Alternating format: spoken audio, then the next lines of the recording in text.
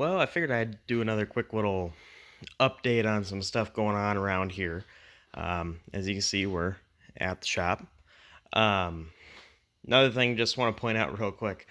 I have made a couple videos here at the shop since that, we are losing the shop video, and people are like, "Oh, well, I thought you guys were losing that place." Well, we are.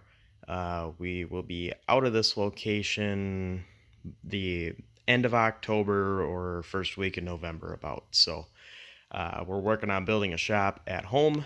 Long story short, we got a 32 by 32 garage that we're expanding on both sides, and when it's done, it'll be 32 by 112. So that's what we're occupied with right now, is trying to get all that stuff done and in order, and obviously that takes up a lot of time and a lot of money and a lot of just basically time and money. So we don't have a ton of stuff going on with the project cars. But that's kind of the brief update as far as why there hasn't been any progress on the project cars. But I figured I wanted to talk about this car a little bit. If you go back, it was probably end of March, beginning of April of this year. I did my first video on this car that I kind of named it the Sunfire Roadrunner, because it is, as you can see the color here, Sunfire yellow, and well, it's a Roadrunner.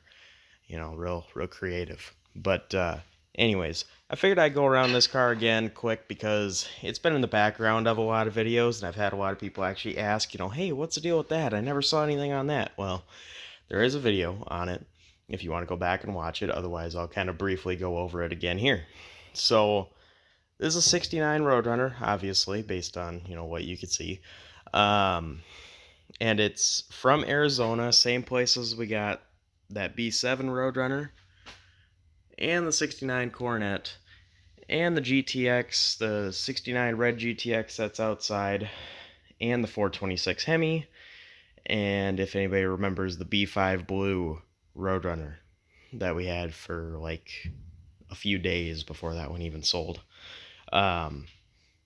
These were all part of that Arizona deal, is what I call it, the Arizona big pile, bunch of stuff. But this is the car that the guy that passed away that had all the stuff was working on the most. I believe his intentions were to put, he had two engines there that were ready to kind of go in something. He had a 446 pack and he had a Hemi, which we got the Hemi and then we ended up selling it, and that's going into a 71 CUDA. So anyways, that's a whole different story and a whole different video series that you can go back and look at if you want. But this car was extremely, extremely, extremely solid. There is no rust in this car at all. And I'm not sure what he did or did not do as far as metalwork, but these quarters are original, it seems. Trunk pan, original. Floor pan, original. All around here, a package tray area, all original. The only spot he had was that corner got a little weak, and he leaded that in. Instead of cutting out and repairing it, he actually went and by hand leaded in that corner. So that is a pretty good quality repair, I believe, and I'm hesitant to dig into that and then end up just cutting out a piece of putting a new piece in when it's already right there, so I don't know what we're doing with that yet. But I believe that what we should be doing is we should be doing the final body work on this car and get it in paint, because this car is very, very straight. You can look right down it. It's got a couple little spots that need, final blocking or whatever, but, even you look at the roof here, very straight, very clean. Kind of walk down even the side of the car. It's really nice. It does need a little work. It's not perfect, but it's really nice. And I did fit, for anybody wondering, I know there's going to be somebody in the comments asking. These are 28 by 12.5 Mickey Thompson slicks, and they fit amazing. I can fit my hand up here completely, perfectly fine, and I can fit my fingers between the tire and the leaf spring. It's an 8-inch wheel, and like I said, they're 28 by 12.5.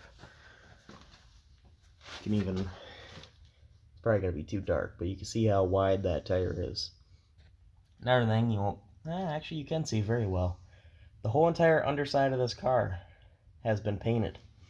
So it's really just the external body and whatever we want to do with painting the inside of the car, and the body's done, you know. So we obviously need to, like I said, address the couple little bodywork flaws here and there, but there really isn't much.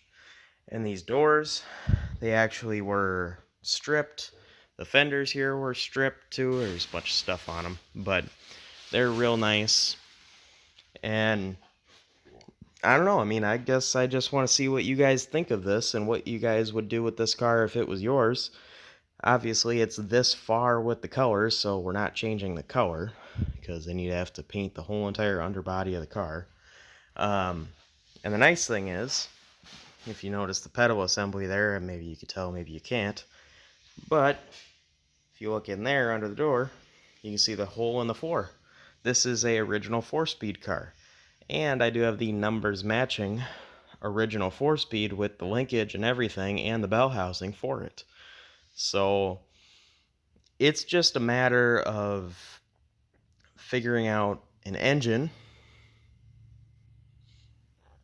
maybe that, maybe something else, and getting something put together. And obviously, like I said, it's going to need a lot of assembly work because when he took it apart, he gutted it. He completely gutted it. There's no mechanisms, there's no glass, there's no anything in those doors. It is a door shell. It is the definition of just a door shell. So that's obviously going to be interesting to put back together because they're a little bit complicated.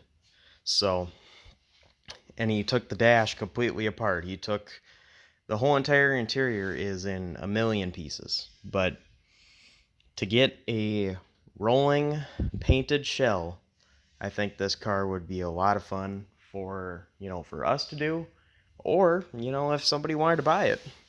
And I guess with that being said, if somebody wanted to buy it as is, they could as well. So here's another shot of that paint, that Sunfire Yellow. Y2 is the code. You can see in there it's all painted, all done up real nice. K-member's even been painted black. Looks a little bit faded. And that steering box looks like he never cleaned that, which, not a big deal. But the whole engine bay is extremely, extremely nice. You can even see underside of the floor and the torsion bar cross member. It is extremely nice. The underside of this car is as perfect as you can get. It's pretty much the definition of a perfect car, if you ask me. So definitely let me know what you guys think. It'll be a 4-speed. It'll be yellow. Everything else is kind of up for grabs as far as plans. So once again, I do kind of apologize for rambling on a little bit, and I apologize for not getting a lot of progress videos done, but obviously, as you can tell, we're a little bit preoccupied with finding a new home for all of this. So we're building a new shop, and once that's up, we're going to be doing a lot of stuff. So definitely stay tuned for that. And real quick update related to No Name Nationals for anybody interested in that stuff or anybody that went there. First of all, it was a lot of fun. Thanks for everybody that stopped and said hi, and thanks for everybody that just decided to hang out, and it was a great event just like it was last year. Can't wait for next year. And next year, one way or another, pending there's not some sort of catastrophe along the way, I'll definitely be driving something there.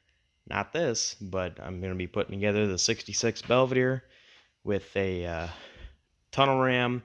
Obviously not that tunnel ram, that's a Hemi tunnel ram, but it will have those carburetors on it. So stay tuned for that stuff if you want to see. That's kind of a little bit of engine stuff. If you want to see me tear into this thing and see what's all going on with this, I'm going to call it a hodgepodge, but you can see more about that later. So, anyways, definitely consider like, share, subscribe, all that fun stuff. And let me know what you guys think, and I'll see you guys in the next one.